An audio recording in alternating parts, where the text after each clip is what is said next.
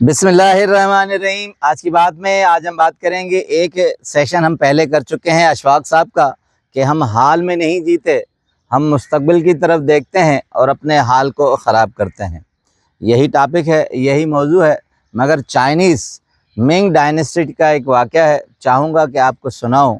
کہ کتاب ہے Ming dynasty crime and punishment, Hayden G A کی کتاب ہے۔ منگ ڈائنیسٹی 14ویں صدی 1388 کا دور ہے، جس میں مختلف بادشاہ گزرے ہیں۔ منگ کا ذکر کرتے ہیں کہ منگ جو بادشاہ تھے چائنا کے، تو ان کے ایک وزیر تھے، کسی بات پر ان سے ناراض ہو گئے اور انہیں سزائے موت دے دی۔ اب موت کا وقت مقرر تھا، کچھ دن پہلے سارا انتظام کیا گیا۔ لکھتے ہیں ہیڈن کہ اس وقت یہ رواج تھا کہ جو بادشاہ تھا، پھانسی شام کو لگتی تھی اور صبح سویرے قیدی سے ملاقات کرتا تھا اور اس کے اپنے حال احوال پوچھتا تھا۔ کہتے صبح سویرے منگ خود گئے، اپنے سفید گھوڑے پر سوار ہو کر قید خانے کے باہر گھوڑا انہوں نے روکا اور اندر قید خانے کے گئے۔ اس بندی خانے میں اپنے وزیر سے ملے اور کہا کہ کیا پوزیشن ہے، کس طرح محسوس کر رہے ہو، اور شام کو تمہیں جو پھانسی آئے گی۔ تو اس نے کہا، جی میں جس وقت آپ کے سامنے کھڑا ہوں میں بہت خوش ہوں، اپنے حالات پر سوچ رہا ہوں، مگر میں نے آپ کو دیکھا تو مجھے حیرت ہوئی کہ مجھے قید خانے کے باہر جہاں آپ نے گھوڑا روکا ہے وہ نظر آیا۔ یہ گھوڑا مجھے تو دوڑنے والا نہیں لگتا۔ اب منگ بادشاہ نے کہا کہ یہ اتنی برق رفتار اور تیزی سے یہ دوڑتا ہے اور تم کہتے ہو یہ دوڑنے والا نہیں لگتا۔ تو اس وزیر قیدی نے کہا کہ یہ تو مجھے اڑنے والا گھوڑا لگتا ہے، سفید اور اتنا خوبصورت۔ میں آپ کے استبل میں آیا ہوں، یہاں پہلے تو میں نے اس طرح کا گھوڑا آپ کے پاس نہیں دیکھا تھا۔ تو بادشاہ نے کہا کہ یہ ابھی فارس سے ایک تاجر آیا تھا، اس نے مجھے کچھ دن پہلے دی ہے، تم چونکہ قید خانے میں تھے تمہیں نہیں معلوم۔ تو انہوں نے کہا میں نے آپ کے استبل کو غور سے دیکھا ہے، یہ گھوڑا اڑنے والا ہے، میں اسے اڑا سکتا ہوں۔ اب بادشاہ نے کہا کہ تمہارے اندر اتنی صلاحیت ہے کہ تم یہ کام کر سکو۔ کہا کہ میں بالکل ہی کچھ عرصے میں اس کو پرندوں کی طرح اڑنے والا گھوڑا کر دوں گا۔ بادشاہ نے منگ نے کہا کہ کتنا عرصہ لگے گا؟ اس نے کہا 1 سال کے اندر یہ سارا کام کر دوں گا۔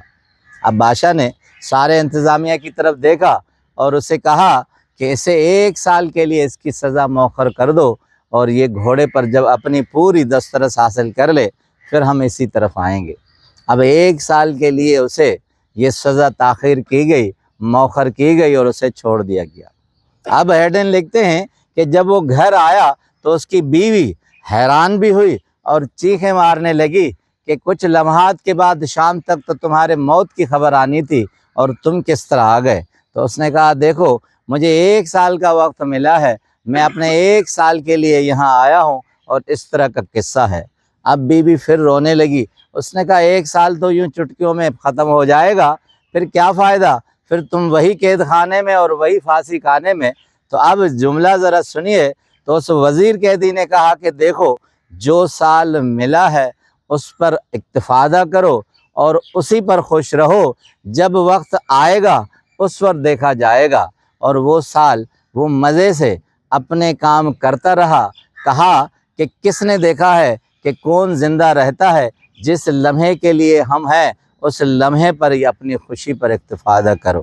اب ہیڈن لکھتے ہیں منگ ڈائنیسٹی میں کہ 1 سال کے اندر گھوڑا بھی مر گیا اور وہ وزیر بھی مر گیا اور بادشاہ بھی مر گیا، 1 سال میں کوئی بھی نہیں بچا۔ اب آتے ہیں اس کنکلوژن پر کہ ہم مستقبل کو دیکھ کر اپنے حال کو خراب کر دیتے ہیں۔ ہم مستقبل سے چونکہ ڈرتے ہیں کہ وہ کس طرح ہوگا، تو اس حال پہ ہم خوفزدہ ہو کر اپنے دن گزارتے ہیں۔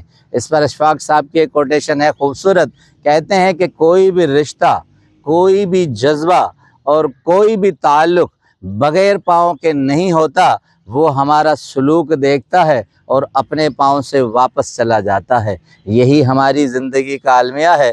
جس وقت ہم جی رہے ہوتے ہیں، جس وقت سانس لے رہے ہوتے ہیں، اس سانسوں کو ہم خوشی میں مبتلا نہیں کرتے، ہم اپنا سلوک اس طرح کرتے ہیں کہ وہ اپنے پاؤں سے سب چلے جاتے ہیں اور خوشی نہیں آتی اور جو تعلق ہم جوڑنا چاہتے ہیں وہ نہیں ہوتا، ہم مستقبل کو دیکھ کر اپنا حال خراب کرتے ہیں۔ اس لیے جس حال میں رہیں، جس وقت رہیں، اسی کو انجوائے کریں، یہی زندگی ہے، یہی خوشی ہے۔ آپ کا بہت بہت شکریہ۔